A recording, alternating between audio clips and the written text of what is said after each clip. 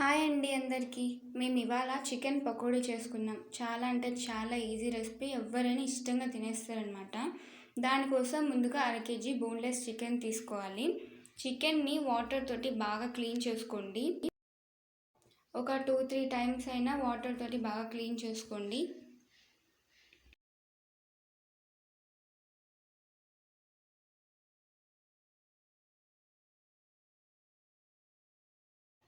మనం నీళ్ళు పారబోసాక ఒకసారి చికెన్ గట్టిగా ఒత్తినప్పుడు ఏమవుతుందంటే వాటర్ అనేవి వచ్చేస్తాయి అన్నమాట.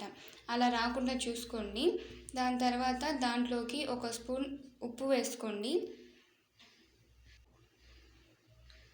3 స్పూన్లు కారం వేసుకోండి.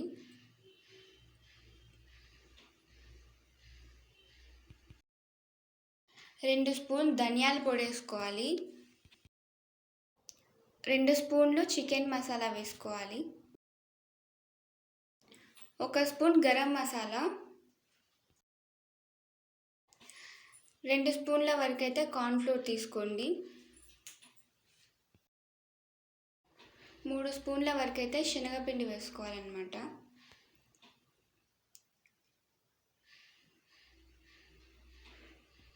ఒక సగం నిమ్మకాయని పిండేయండి బాగా.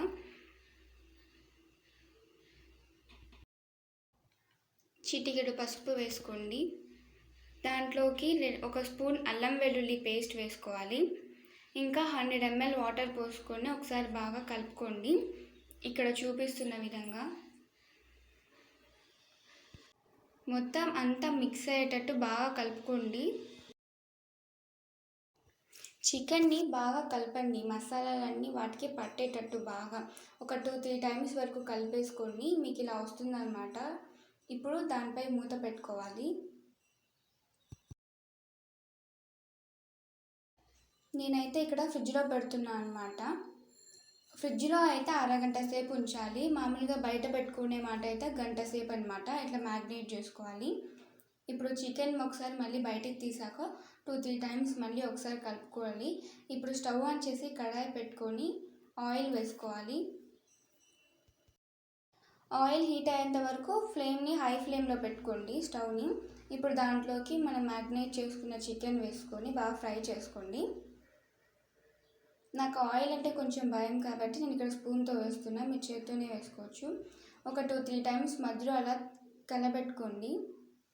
చికెన్ అంతా బాగా ఫ్రై అయ్యేంత వరకు. ఇలా కొంచెం కలర్ మారుతుంది కదా, ఇలా రెడ్ కలర్లోకి వచ్చాక బాగా అయినట్టు. ఇప్పుడు దాన్ని తీసి బౌల్లో వేసుకోండి.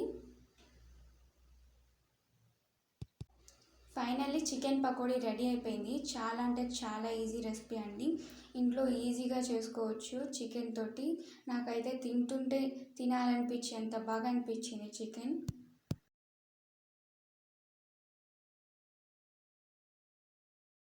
ఇలా ఒక పీస్ పెట్టుకొని ఒక ఆనియన్ ముక్క పెట్టుకుంటే అసలు ఎంత బాగుందంటే నోట్లో కరిగిపోతుంది అనమాట. అంత టేస్టీగా చాలా బాగుంది. సబ్స్క్రైబ్ చేసుకోండి.